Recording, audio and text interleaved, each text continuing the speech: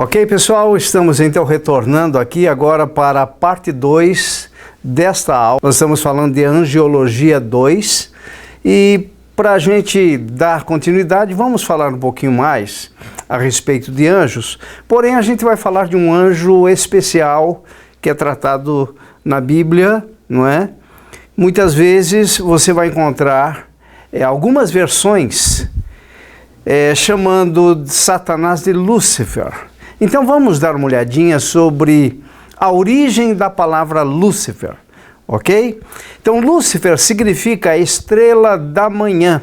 Você vai encontrar esse versículo lá em Isaías capítulo 14, versículo 12. Então a estrela da manhã, ou também filho da alva, ou ainda aquele que brilha, o que traz luz. Tradicionalmente, é um dos nomes atribuídos ao diabo, também conhecido na Bíblia como Satanás. Então, quando se fala de Lúcifer, a Bíblia está se referindo ao diabo, a Satanás. Porém, essa palavra Lúcifer você não vai encontrar no Antigo Testamento, você não vai encontrar nas versões bíblicas mais atuais. Então você vai ver, por exemplo, que ela foi usada pela primeira vez na versão latina da Bíblia. Essa versão era chamada de Vulgata, ou melhor, é chamada de Vulgata. Então na Vulgata você vai encontrar essa palavra Lúcifer. Na verdade, a palavra hebraica ali em Isaías 14, 12 é Eiléu, ou Rei Léu, que foi traduzido então por anjo de luz ou Lúcifer.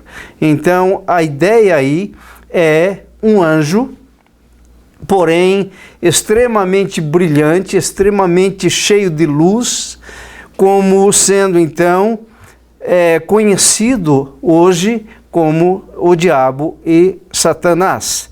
Então o versículo que trata de Lúcifer é exatamente Isaías 14, 12, como nós falamos. O versículo diz assim: como caístes do céu, ó estrela da manhã, filho da alva.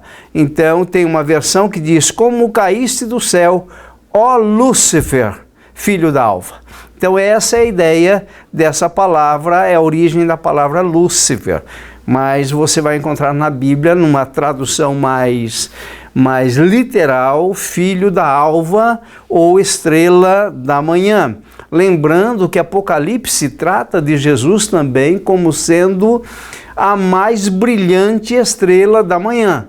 Vejam, enquanto que Isaías 14, 12 fala de Lúcifer como sendo estrela da manhã, Apocalipse vai tratar de Jesus como sendo a mais brilhante estrela da manhã.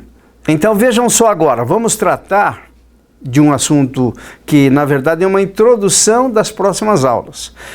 Os passos que levaram à queda de Lúcifer, os passos que levaram à queda desse anjo de luz, então, que nós estamos denominando de Lúcifer, que nós sabemos então que é Satanás, o diabo.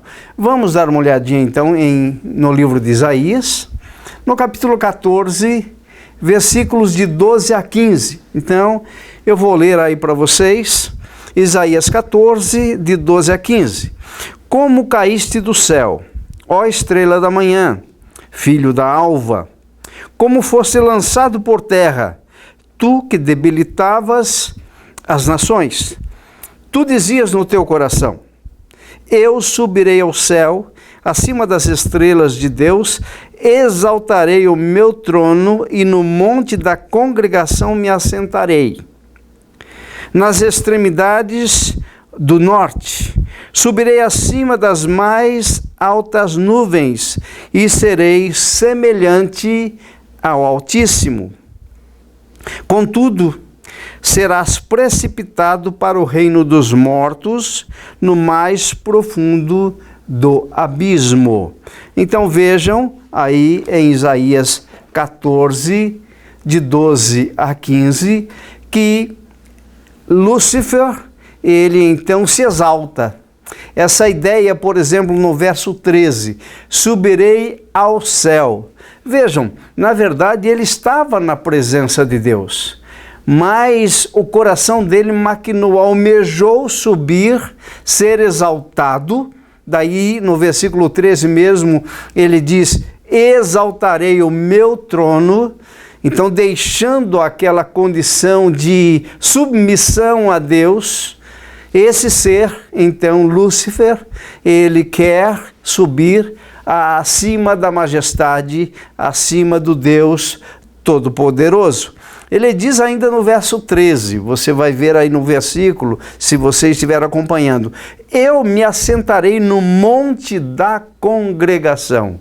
A ideia então seria que ele estivesse sendo exaltado entre os demais anjos criados por Deus. Então essa ideia de exaltação surge no coração desse ser, desse anjo tremendo, desse anjo brilhante, desse anjo cheio de luz.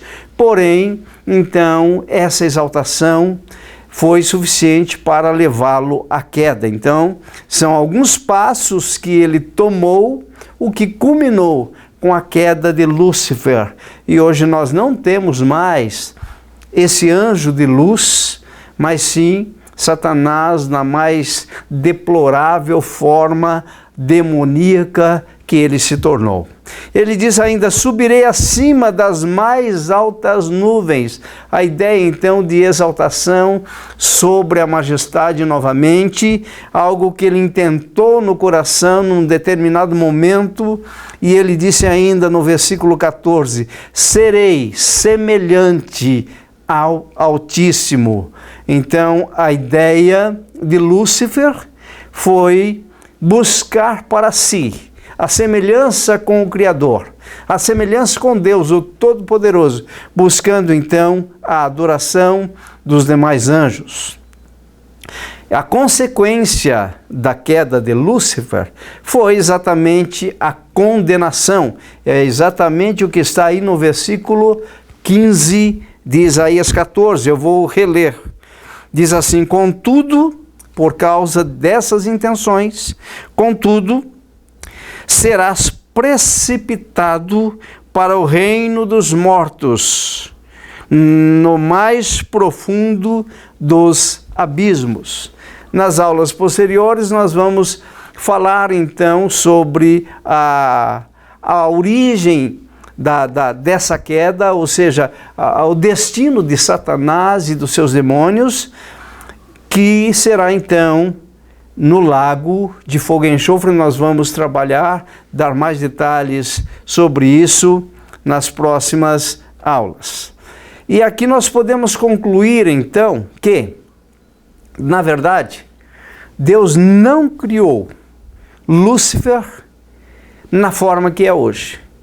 Então Deus criou um anjo de luz, como a Isaías bem relata: ó estrela da manhã, a mais brilhante alva, não é? Jesus é a mais brilhante estrela da manhã. Lúcifer aqui sendo tratado como a estrela da manhã, que também produzia brilho, era brilhante na sua condição e na sua criação naquela ocasião.